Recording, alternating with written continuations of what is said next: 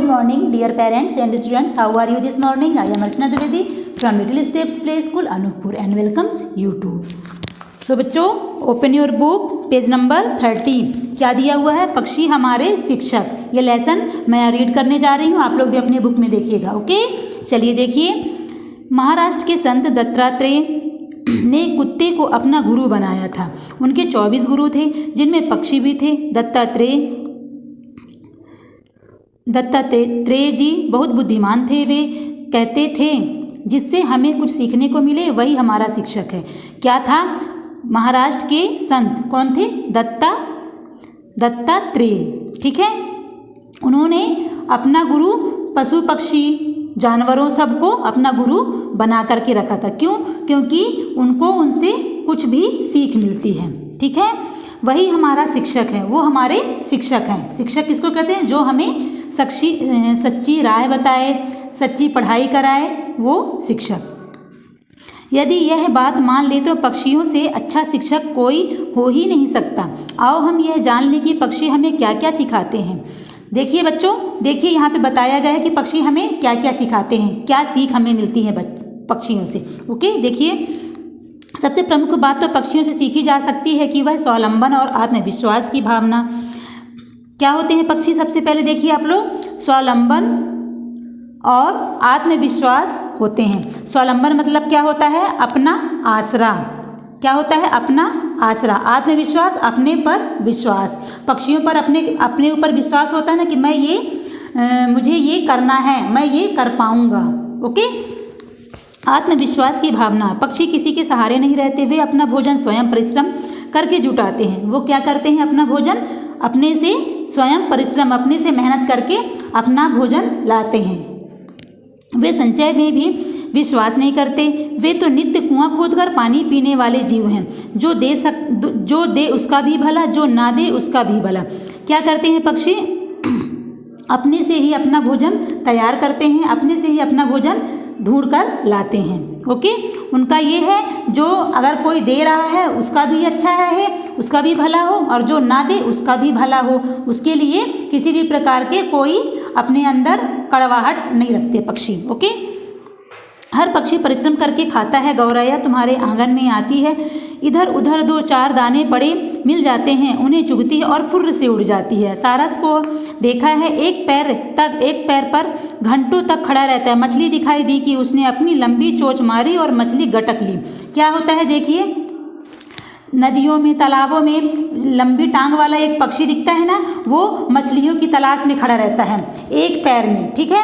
जब उसे मछली मिल जाती है तो अपनी चोंच को नीचे डुबो करके मछली पकड़ करके फिर थोड़ी देर के लिए वो ठीक हो जाता है, शांत हो जाता है, उसका पेट भर जाता है. तो ठीक है. दूसरी बात जो पक्षियों से सीखी जा सकती है वह है उनका स्वतंत्रता प्रेम. क्या होता है बच्चों? पक्षियों में प्रेम स्वतंत्र होती है. ठीक है. पक्षी दास्ता को सहज स्वीकार नहीं करते. हम जिन पक्षियों को पकड़कर पिंजरे में बंद कर लेते हैं वे भी दास्ता का डटकर विरोध करते हैं. तीसरी बात जो पक्षियों से सीखी जा सकती है वह है परिश्रम की भावना. परिश्रम की भावना क्या होती है बच्चों? मेहनत करने की भावना. पक्षियों के अंदर मेहनत करने की भावना बहुत ज़्यादा होती है. ठीक है. क्या तुमने कभी किसी पक्षी को सूरज निकलने के बाद आलस में पड़े देखा है? जरा सा उजाला फैला कि पक्षी पंख फड़फड़ाकर रात की सुस्ती दूर करके अपना बसेरा छोड़ देते हैं. क्या करते हैं? जैसे सुबह हुआ, सूरज की किरणें चारों तरफ पड़ी तो पक्षियाँ उड़ के चहचहाते हुए अपने भोजन की तलाश के लिए निकल लेते हैं. ठीक है. चौथी बात, हम उनसे सीख सकते हैं कि हर हालत में प्रसन्न रहें. उन्हें भोजन जुटाने में परिश्रम करना पड़ता है. इधर से उधर उड़कर अपने शत्रुओं से अपनी रक्षा करनी पड़ती है. पर क्या इसी में दिन गुजार दिया जाए? खा पी कर किसी पेड़ की डाली पर बैठकर मस्ती से चहचहाने में जो मजा है उसे क्यों छोड़ा जाए? जीवन में आनंद के लिए तो समय होना चाहिए. क्या बताया गया बच्चों? जीवन में आनंद के लिए समय होना चाहिए. ठीक है ना. हमको मनोरंजन करने के लिए क्या होना चाहिए? हमारे पास टाइम होना चाहिए. ठीक है. पक्षी सदा सावधान रहते हैं. उनका एक शत्रु तो होता है नहीं, अनेक हैं. क्या होते हैं? उनके भी शत्रु होते हैं. पता है, छोटे जो पक्षी होते हैं उनके बड़े जो पक्षी होते हैं वो होते हैं शत्रु. जंगली जानवर होते हैं. ठीक है. कुत्ते, बिल्ली, ये सब पक्षियों के जानवर होते हैं, शत्रु होते हैं. सॉरी. अनेक हैं, जमीन पर कुत्ता बिल्ली उनके शत्रु हैं, तो आकाश में बाज और चील भी तो उनके दुश्मन नंबर 1 हैं। उधर छोटे छोटे नटखट बच्चे गुलेल उठाए उनके पीछे पड़े रहते हैं। यदि वे सावधान न रहें तो अपनी जान बचाएं कैसे? क्या होता है बच्चों, पक्षियाँ अगर सावधान न रहें, अगर उनको देखकर डरे नहीं, उनको देखकर उड़ के ना जाएं, तो वो उनके जान को खतरा बन सकता है। ठीक है, वो इसलिए वो अपने आप को बचाने की हर हाल में कोशिश करते हैं। कौवे का चौकसीपन तुमने जरूर देखा होगा। झूठ मुँह हाथ उठाकर उसकी ओर पत्थर फेंकने का संकेत कीजिए, वह एकदम फुर्र हो जाएगा। आप लोग देखे हैं, अगर हम कौवे को एक पत्थर दिखाएंगे तो वो थोड़ा सा डर जाएगा, झिझक करेगा, फिर ऐसे मारने की कोशिश करेंगे तो वो फुर्र से ऊपर की ओर उड़ जाता है। ओके, आगे देखिए, पक्षियों का दिशा ज्ञान अद्भुत है। दिन भर इधर उधर अपने भोजन की खोज में वे उड़ते फिरेंगे, लेकिन शाम होते ही अपने अपने बसेरे में पहुंच जाएंगे। क्या करते हैं, सारा दिन जब तक सूर्य की मतलब उजाला रहता है तब तक क्या करते हैं, वो इधर उधर अपने लिए भोजन की तलाश में इधर उधर घूमते रहते हैं। जैसे ही शाम ढलती है तो पक्षियाँ क्या करते हैं, अपने अपने बसेरे में आकर बैठ जाते हैं। सहयोग और सहकारिता का पाठ सीखना हो तो हम कौवों से सीखें। कौवे में बड़ी एकता होती है, ये मिलजुल कर रहते हैं, मिल बांट कर खाते हैं और मिलकर अपने शत्रु पर आक्रमण करते हैं।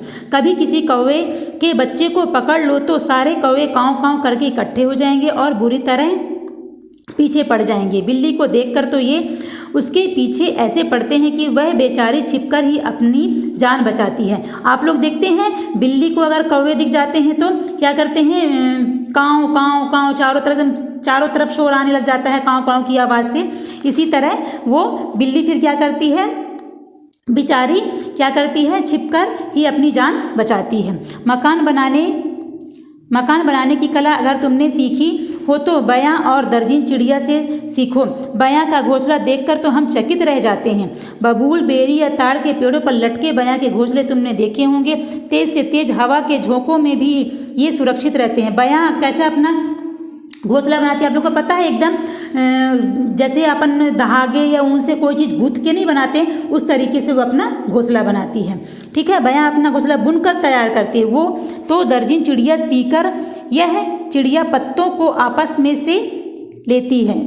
चिड़िया पत्तों को आपस में से सी लेती है। क्या करती है, पत्तों को आपस में सिलकर ये और धागों जैसे गूंथ कर ये अपना घोंसला बनाती है। देखा तुमने कैसे कैसे गुण होते हैं पक्षियों में। पक्षी तुम्हें अपने ये गुण बिना कुछ लिए ही सिखाते हैं। इन गुणों को सीखने के लिए तुम्हें कुछ गुरु दक्षिणा भी नहीं देनी पड़ेगी। हींग लगे न फिटकिरी, रंग चोखो आवे। क्या दिया हुआ देखिए बच्चों, इसका सारांश क्या है। पक्षियों से हमें बहुत सारी सीख मिलती है। हमें सबसे पहले आत्मनिर्भर क्या होना चाहिए, स्वावलंबन बनना चाहिए। अपने अंदर आत्मविश्वास होना चाहिए, मतलब किसी भी काम करने की क्षमता होनी चाहिए हमसे, कि मतलब हम ये काम परफेक्ट तरीके से कर जाएंगे। ओके, ये पक्षियों में जो गुण होते हैं ये गुण भी हमें अपनाना चाहिए। इससे ये जो पक्षियों से सीख मिलती है इसकी कोई दक्षिणा, कोई फीस, कोई गुरु दक्षिणा बिल्कुल नहीं लगती है। ठीक है, ये लेसन आप लोगों को कंप्लीट हो गया है। इसका क्वेश्चन आंसर मैं आप लोग को नेक्स्ट डे करवाऊंगी। ओके, ये कंप्लीट हो गया ना। पेज नंबर 30 एंड 31 ये आप लोग रीड करिएगा। Okay, goodbye class, see you tomorrow, bye.